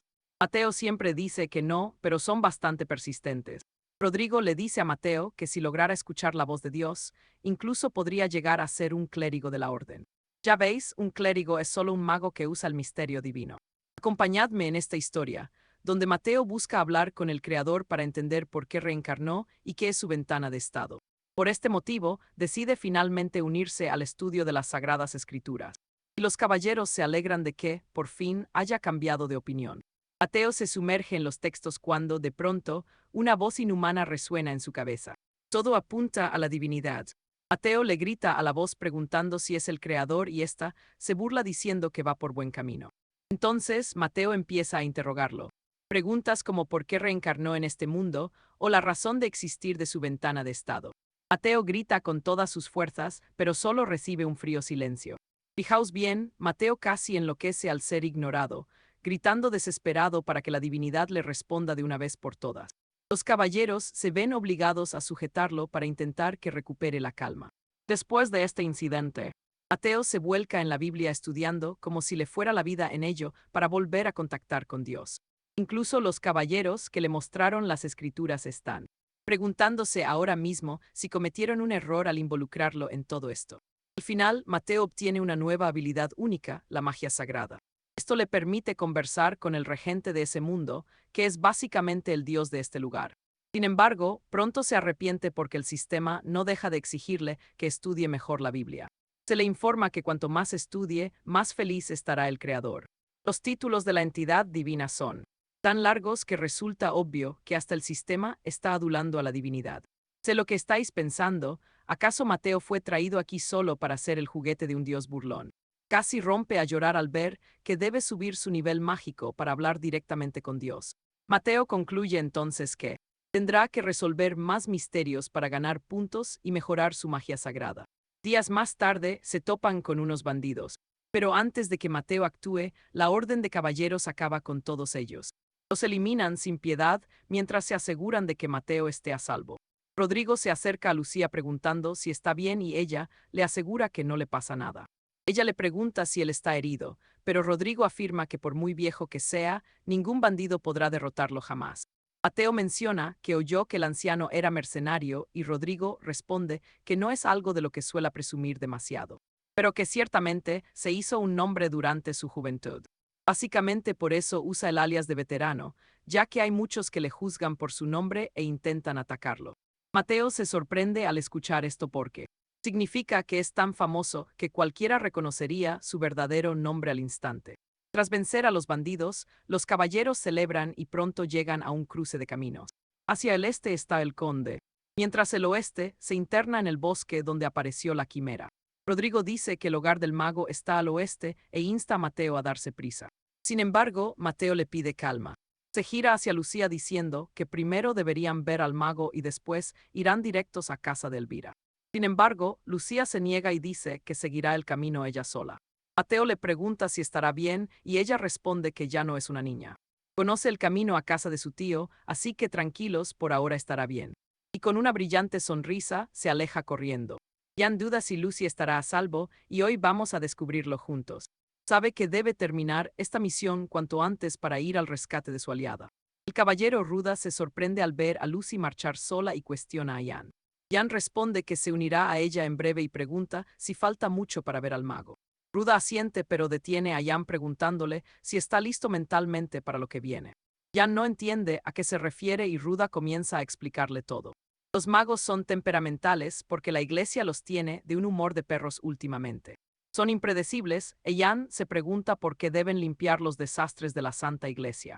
Ruda responde que no hay opción, ya que la iglesia paga muy bien sus servicios. Ahora Jan comprende por qué todos visten esas armaduras de gala tan costosas y brillantes. Ruda bromea con Jan. Dice que el mago les perdonará cualquier falta solo por el rostro tan apuesto de Jan. Jan está tenso. Prestad atención, es la primera vez que verá a otro mago y duda si saldrá vivo de esta. Mientras tanto, el mago Monty Campé, un maestro del bastón, aguarda impaciente. Los espera con un guiso viscoso en su caldero. Al acercarse a la cabaña, Ruda le explica a Jan el verdadero poder del mago. Monty domina la vegetación y fabrica venenos letales usando toxinas de plantas prohibidas del bosque. Necesitan su ayuda porque ha creado el veneno necesario para abatir a la temible manticora. En cuanto llegan al umbral de la extraña vivienda del alquimista, un hedor insoportable los golpea de frente, haciéndoles casi perder el sentido por el asco. Entonces, Monty sale a recibirlos diciendo que lleva mucho tiempo esperando su llegada al lugar. Los invita a pasar al interior de su hogar y les sirve comida. Les ofrece ese estofado de pollo con un aroma podrido que él mismo preparó. Los caballeros están a punto de vomitar al ver lo que hay en sus platos. Ruda regaña a Monty, diciendo que no hace falta demostrar su poder de forma tan asquerosa. El mago argumenta que solo sirve un plato exótico cosechado con mucho esmero en su huerto. Les dice fríamente que pueden marcharse si no piensan disfrutar de su generosa hospitalidad. Pero Ruda y sus hombres saben que no tienen otra opción más que aguantar. Al ver cómo los guerreros se asfixian solo con el olor del guiso infernal, Monty duda si se ha pasado de la raya. Fijaos bien, porque increíblemente alguien está devorando ese guiso como si fuera el mejor manjar. Y ese no es otro que Jan. Ni el mago da crédito a lo que ve, Jan devora esa sopa llena de ajos. Monty se acerca preocupado a Jan para preguntarle si se encuentra bien de la cabeza. Jan simplemente responde que el estofado tiene un sabor realmente increíble y único. El anciano casi se desmaya del susto, él no cocinó eso para que supiera bien. Jan lo confirma, asegurando que el exceso de ajo le da un toque perfecto. Ante la mirada atónita de todos, se traga una cabeza de ajo entera sin pestañear. El mago agarra a Jan y le ruega que deje de hacer semejante locura inmediatamente. Lleva 40 años siendo herbolario, pero nunca había visto a un muchacho tan ridículo como Jan. Cuando le pregunta su nombre, el joven responde orgulloso que es Jan Eritus Raven. Al oír ese apellido, Monty comprende al instante que Jan es el aprendiz de Eritus. Se disculpa por su broma pesada y corre a la cocina a preparar un banquete real. El plato luce realmente exquisito. Menudo festín, creedme, esto apenas comienza. Venid conmigo, porque hoy Mateo sufre por un guiso de pollo que le han arrebatado. Mientras comen, Montalvo les pregunta si de verdad piensan dar caza a la mantícora. Y Rodrigo confirma que ese es su objetivo. Montalvo advierte que no será nada fácil, pues el duque de Cárdenas envió cazadores expertos y todos acabaron masacrados. Rodrigo asegura que está más que preparado para este tipo de peligros. Entonces Montalvo le pregunta si alguna vez ha capturado una de verdad. Rodrigo responde que solo unas cuantas veces cuando todavía era muy joven. Luego mira a Mateo y le pregunta si él tiene experiencia en esto. Mateo se extraña, pero Montalvo dice que siendo alumno de Eladio debe ser un mago completo. Sugiere que use su sabiduría para guiar a los caballeros sobre cómo actúa un hechicero. Todo mago llega a un punto donde debe interactuar con otros, quiera o no. Eladio siempre le advirtió a Mateo que nunca se tomara esos momentos a la ligera. Mateo sabe perfectamente que no está obligado a ir tras la bestia. Pero si se niega, los rumores negativos llegarían hasta el Círculo de los Arcanos. El Círculo es una orden de la Real Academia para garantizar el uso correcto de las artes místicas. Mateo sabe que si algo así llegara a suceder, no tendría cara para mirar de nuevo a su gran maestro. Además, perdería el apoyo de otros hechiceros si alguna vez llegara a necesitarlo. Tras analizar con calma cómo terminaría todo este asunto, Mateo acepta acompañar a los caballeros porque entiende que no tiene otra opción. Prestad atención aquí, porque al alba el equipo se interna en el bosque maldito. Mateo siente una extraña tensión y solo espera que Lucía se encuentre a salvo. Momentos después, Beltrán grita avisando que ya ha localizado el rastro de la bestia. Rodrigo le pregunta a Mateo cuál es el problema. Mateo explica que Beltrán acaba de indicarle la dirección exacta para rastrear a la mantícora. Rodrigo queda alucinado y admite que es una habilidad realmente increíble. Mateo acostumbró a Beltrán al habla humana mientras lo llevaba siempre sobre su hombro. Pudo enseñarle en un santiamén gracias a su gran dominio de la magia. Justo entonces, Mateo le hace una pregunta muy importante a Rodrigo. Sé lo que pensáis, y Mateo también quiere saber si puede razonar con el monstruo. Rodrigo no tiene respuesta, pero Montalvo interrumpe diciendo que con esas bestias no se puede dialogar. Mateo lo encara preguntándole qué sabe él sobre los secretos de la magia de invocación. Montalvo se defiende asegurando que conoce perfectamente el mundo de los misterios. Incluso amenaza con informar a Eladio si Mateo intenta persuadir a la criatura. Mateo no puede creer que en vez de felicitarlo, piense ir con el cuento a su maestro. De pronto, un caballero grita con fuerza para llamar su atención. Señala hacia la distancia, donde la mantícora los espera frente a frente. La bestia los observa fijamente y Rodrigo ordena a los magos que no se muevan de su lado. Rodrigo revela que ya ha aplicado veneno en todas sus armas de combate. Se trata de una toxina especial desarrollada por el propio Montalvo. Rodrigo ordena disparar a la mantícora y sus hombres obedecen al instante. Para su desgracia, las flechas rebotan en su piel de piedra, dejando a los caballeros sin saber qué hacer. Rodrigo ordena a sus hombres que ataquen una vez más. Pero la mantícora se ríe de ellos antes de salir de las sombras. Esa risa es tan malévola que Mateo y yo empezamos a preocuparnos mucho. Preparaos, pues frente a la mantícora, Yago ve que no tienen tiempo ni para aplicar el veneno a sus armas. En ese instante, Yago grita con todas sus fuerzas para que la mantícora se fije únicamente en él de una vez. Y Mateo se asombra de que Yago realmente lo hiciera. Cuando la bestia lo mira, se asombra de que un simple humano se atreva a dirigirle la palabra en su lengua. Yago entonces insta a la mantícora a que se calme, diciendo que se alegra de poder entender su lenguaje por fin. Yago intenta presentarse, pero la mantícora se burla y le ordena de forma grosera que se largue de allí. Incluso lo insulta con desprecio, e Yago le grita preguntándole cuál es su maldito problema con todos ellos. Sorprendentemente, la manticora reacciona bien, afirmando que eso es justo lo que estaba buscando desde siempre. Le pregunta a Yago qué desea, y el joven le aclara que solo quiere la piel de su cabeza. El monstruo ríe a carcajadas, elogiando la honestidad brutal de Yago frente a una muerte segura. Justo entonces, la manticora le propone unir fuerzas para masacrar juntos a todos los humanos del reino. La criatura muestra su maldad al describir lo deliciosa que le resulta la carne de nuestra propia especie. De hecho, promete a Yago que tendrá a su disposición a muchísimas mujeres nobles de cabellos dorados. Y añade que una vez Yago termine con ellas, la bestia se encargará de matarlas sin piedad. Escuchad bien, Yago va a dar su respuesta definitiva a esa oferta tan asquerosa. Yago vomita frente a ella mientras le dedica un gesto muy grosero. Llamándola pedazo de basura, Yago deja claro que jamás aceptará una propuesta tan enferma y retorcida. La manticora salta sobre él, rugiendo que ahora se encargará de aniquilar a todos los presentes. La manticora ataca ferozmente a los caballeros. Mateo activa su magia de repente, invocando raíces gigantes que atrapan el suelo bajo la manticora. Raúl le grita a Mateo, preguntándole qué demonios ha hecho. Mateo responde que solo la atrapó, pero Raúl le regaña porque hay caballeros demasiado cerca del peligro inminente. Mateo discute con Raúl, diciéndole que entonces maneje las cosas como él quiera de ahora en adelante. Yago y Raúl corren al otro lado y encuentran a los caballeros heridos, pero lo peor ya ocurrió. Yago observa con horror cómo el noble Rodrigo yace en el suelo, herido de muerte. Rodrigo pide perdón a Raúl por dejar que la manticora escapara en medio del caos. Pero Raúl intenta consolarlo, asegurándole que nada de esto es culpa suya en absoluto. Sé lo que pensáis, y sí, Yago comprende por fin que la muerte es real. Nunca imaginó que tendría que llorar la pérdida de alguien tan valiente como el caballero Rodrigo. Se da cuenta de que las historias se han convertido de pronto en una realidad muy sangrienta. Yago corre desesperado a sostener las manos de Rodrigo. Le recuerda que él mismo dijo que la fe y la oración abrirían los cielos finalmente. Con lágrimas en los ojos, Rodrigo lo confirma e Yago propone rezar juntos una última vez. Yago comienza a rezar, diciéndole al Creador que el valiente Rodrigo es su seguidor más fiel y devoto. Le pregunta si se quedarán quietos mientras un hombre tan devoto está muriendo ante sus ojos. Y de pronto, una voz celestial responde que, si eso es lo que quiere, le darán una oportunidad. Pueden hacer una excepción hoy. Los caballeros observan asombrados cómo las manos de Yago brillan con un inmenso poder sagrado purificador.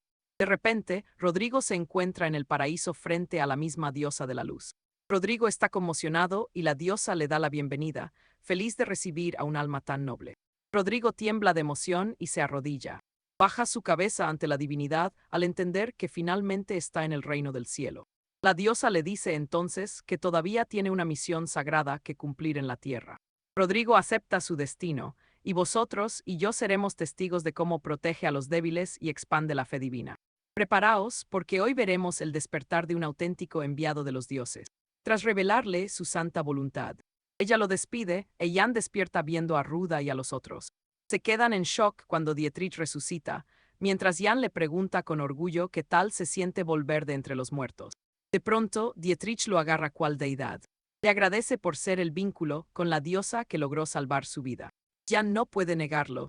Sabe que usó magia sagrada solo porque la diosa de la iglesia celestial le prestó su inmenso poder. Jan le pregunta cómo lo sabe, pues la propia diosa le ordenó salvarlo porque aún tiene mucho por hacer. Dietrich se pasma porque recibió exactamente el mismo mensaje divino. Dietrich se arrodilla ante Jan, tratándolo como el apóstol enviado del cielo. Los otros caballeros no. No dan crédito y piensan que Dietrich ha enloquecido, pues Jan no puede ser un enviado divino. Poco después, Monty se sorprende de que todos sigan con vida. Pero rebosan una energía increíble. Ruda propone seguir cazando a la mantícora y los hombres aceptan el reto con total determinación.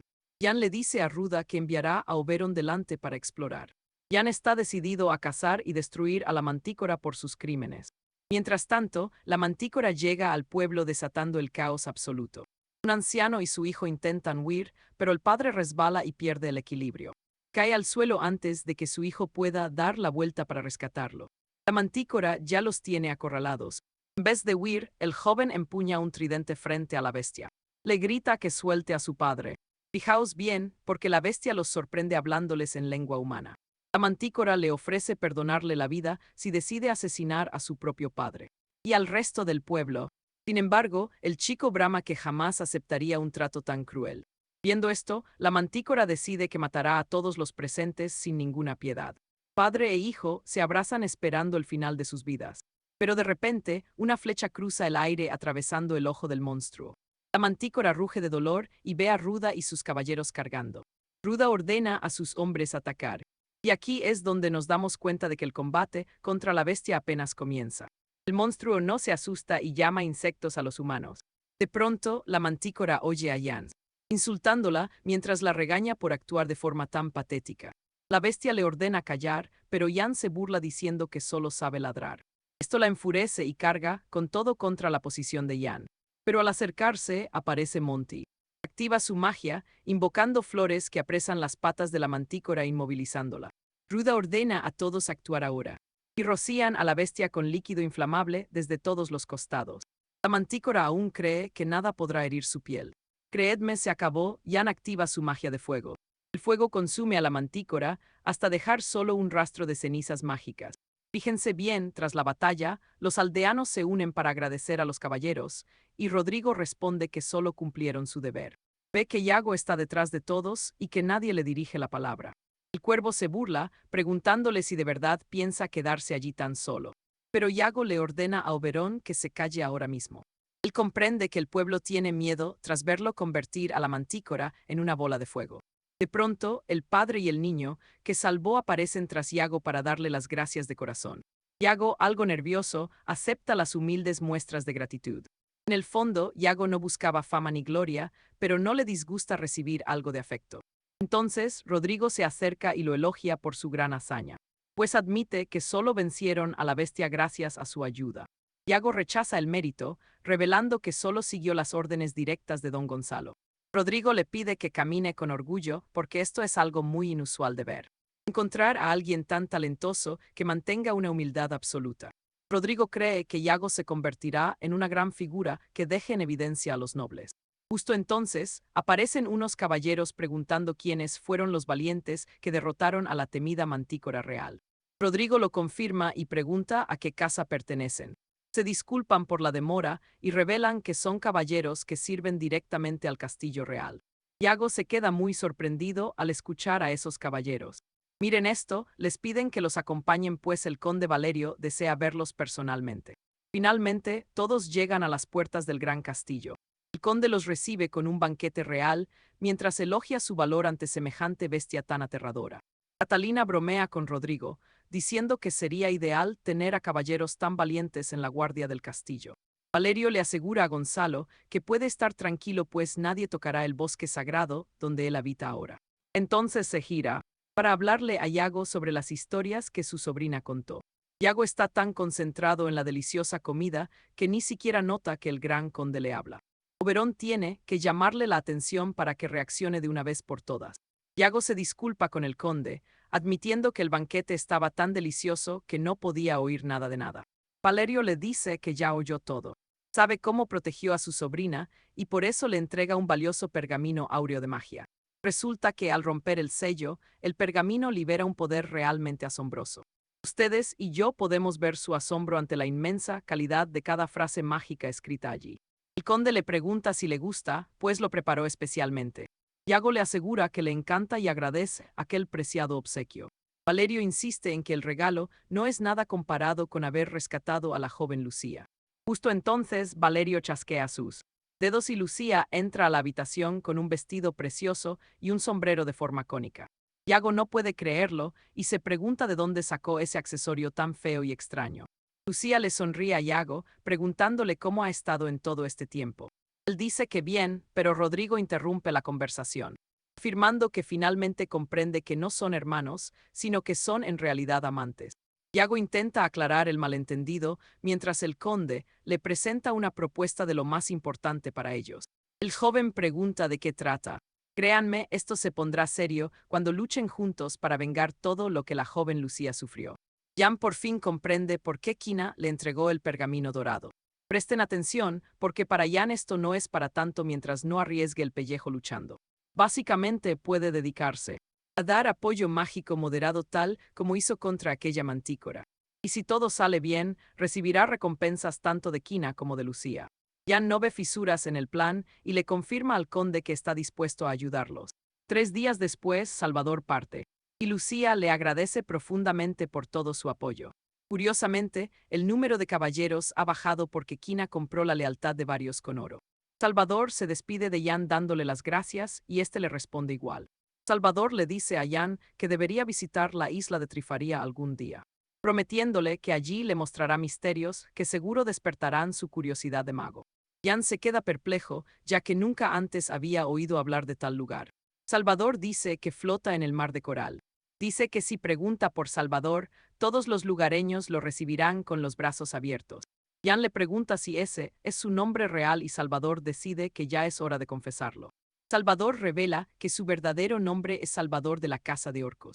Lucía se queda de piedra al oírlo porque ella conoce un secreto que Jan ignora. ¿Acaso eres aquel hombre? El de los lobos blancos. Salvador la elogia por recordar todavía su antiguo título militar. Jan pregunta qué son esos lobos y Lucía no puede creer que no lo sepa. El grupo mercenario legendario fue una unidad de élite que servía directamente al anterior emperador, y su líder en aquel entonces recibió el prestigioso título de Maestro de la Espada. Agárrense, porque Lucía acaba de confirmar que tienen ante ellos a un auténtico Maestro de la Espada. Pero en lugar de flipar o emocionarse, Jan se queda ahí parado con cero interés. Incluso Lucía lo regaña, diciéndole que reaccione un poco, que está frente a una leyenda viviente del continente. A Jan le da igual y Salvador ni se sorprende sabiendo cómo es la personalidad del chico.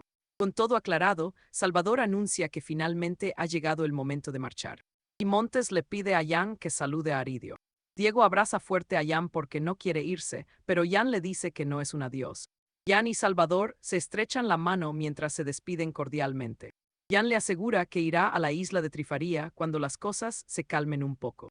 Tras esto, Kina reúne a su ejército para ir tras el bandido Ramiro, el asesino de su hermana.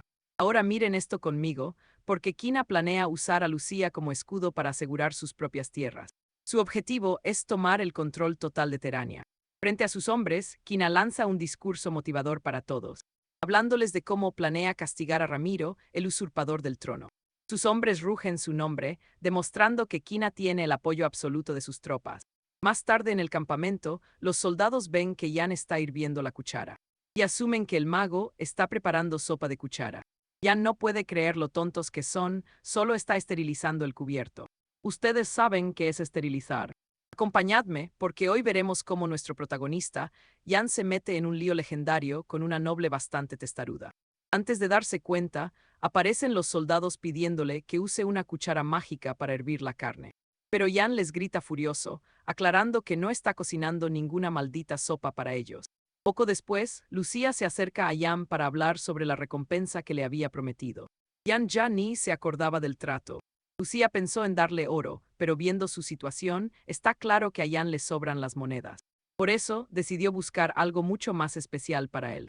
El gran regalo es nada menos que Anorisil, la espada mágica. Revela que la hoja fue un obsequio de las hadas para el primer varón Arion. Según la leyenda, el varón se enamoró de un hada y al empuñar esa espada sagrada, fue el salvador de aquel reino mágico. Lucía narra la historia emocionada, pero a Jan la leyenda no le impresiona ni un poco. Jan le pregunta por qué su familia no usó tal arma para subir de rango en la nobleza. Ocurrió hace ya 400 largos años, y resulta que la espada Anorisil está enterrada junto a la tumba del primer varón. Prestad atención, porque Lucía planea profanar la tumba de su propio antepasado para entregarle el arma a Jan. Jan no puede creer que Lucía quiera desenterrar eso. Sacar algo sellado por el propio varón solo para regalarlo. La falta de moral de la chica lo deja totalmente flipando. Le dice a Lucía que la espada es demasiado valiosa y debería conservarla para el honor de su casa. De hecho, sugiere que es mejor seguir usándola solo para fanfarronear ante los demás nobles. Lucía lo corta diciendo que quizá aún no ha recuperado nada, pero ha ganado el derecho a luchar y por eso está muy agradecida. Esa es la razón por la que quiere darle la espada como muestra de su gratitud. Lucía se levanta furiosa, llamando a Jan idiota por no entender el ambiente, y se marcha indignada. Jan se queda pensando si se pasó de la raya, pero entonces aparece el capitán Kina diciéndole que necesita pedirle un pequeño favor personal. Más tarde, vemos a unos mercenarios extorsionando a un pobre aldeano. De pronto, ven a Oberón vigilando desde un árbol. Saben que Jan está cerca y antes de reaccionar, el cuervo anuncia la llegada de su amo. Están flipando con ese cuervo que habla. Fijaos bien porque justo cuando el cuervo habla, aparece Jan con una cara de asco total. Resulta que Jan está allí por el encargo que le hizo el capitán Kina. Kina quiere que detenga las fechorías de esos mercenarios que asolan el pueblo. Jan sugirió enviar a los caballeros, ya que ellos harían un trabajo mucho más limpio. Kina dice que eso es imposible.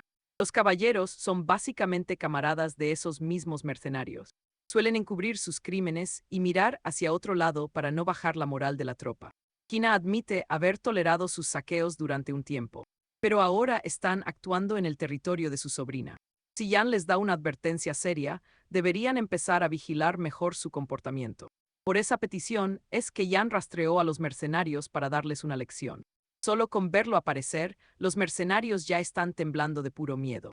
Amenaza con acabar con ellos como castigo, pero los tipos suplican jurando que no se repetirá. Vaya final, familia.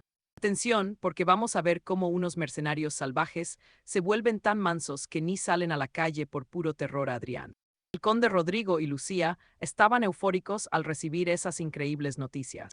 Pero entonces todo cambió de golpe.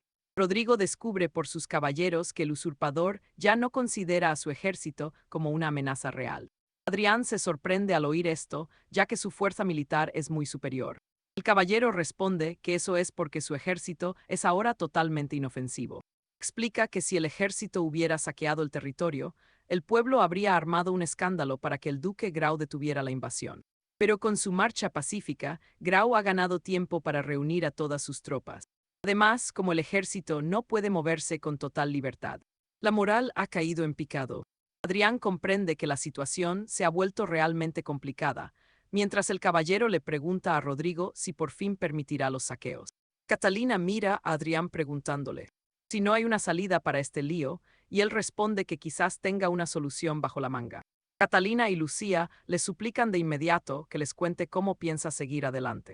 Más tarde, vemos a Adrián en la casa de un campesino. Tras ser molestado por el graznido de unos cuervos, el granjero sale y Adrián le pregunta si es el dueño del trigal. Fíjense bien aquí, porque el granjero pregunta quién es y los mercenarios que escoltan a Adrián se lo presentan formalmente. El tipo cae de rodillas al instante, suplicando que lo perdone porque no sabía que estaba frente a una persona tan famosa en todo el reino. Entonces, Adrián le dice que el trigo de sus campos ya se ha echado a perder. El granjero, confundido, le pregunta a qué se refiere con esas palabras. Adrián empieza su actuación asegurando que un mal profundo ha devorado las entrañas de la tierra. Dice que el alma del primer varón de la región, cuyo hogar fue arrebatado injustamente, está furioso. Con el terror recorriendo su cuerpo, el granjero le pregunta a Adrián qué debe hacer ante esto. Adrián sigue con el teatro y le explica al hombre que Lucía debe heredar el trono de sus antepasados para que la furia de los dioses pueda calmarse finalmente. Tras soltar este mensaje falso con una actuación tan convincente, Adrián corre a otra granja para repetir exactamente el mismo truco. Con esto, todos empiezan a creer que el territorio perecerá por culpa de la tiranía de Grau. Casi sin que Adrián se dé cuenta, el rumor se extiende por todas partes y los habitantes empiezan a mostrar su total desconfianza hacia el mandato del duque Grau. Sé que piensan lo mismo, pero miren cómo todos exigen que Lucía suba al trono para escapar de la desgracia. Gracias a este rumor, el ejército del conde logró subir su moral y marcharon con fuerza hacia la ubicación del duque Grau. Tiempo después, unos mercenarios aparecen para quejarse ante el conde Rodrigo por lo ocurrido, diciéndole claramente que no tienen ningún interés en luchar en un campo de batalla con honor. Rodrigo les pide explicaciones y ellos revelan que Adrián está diciendo por ahí que el pueblo está maldito. Temen que Adrián esté atrayendo una maldición real sobre todos ellos. Y si siguen al lado de un mago así, su honor quedará manchado para siempre. Adrián se defiende diciendo que la maldición es solo una mentira y no puede creer que se tomen sus rumores tan en serio. Pero los caballeros insisten en que no pueden creer a un mago, pues seguro que está planeando engañar a todo el mundo. Adrián se da cuenta de que los caballeros están forzando la situación.